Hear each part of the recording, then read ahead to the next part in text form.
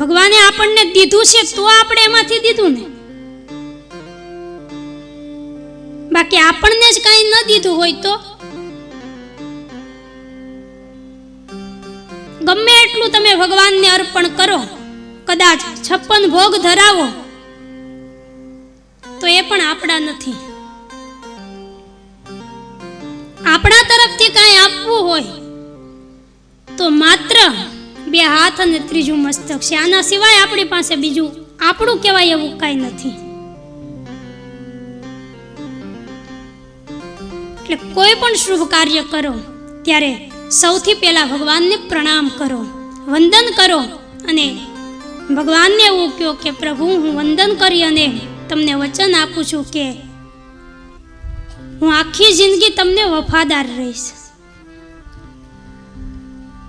પ્રણામ કરી અને એવું વચન આપો કે હું તમને આખી જિંદગી પ્રામાણિક રહીશ, કોઈ ખોટું કામ નહીં કરું.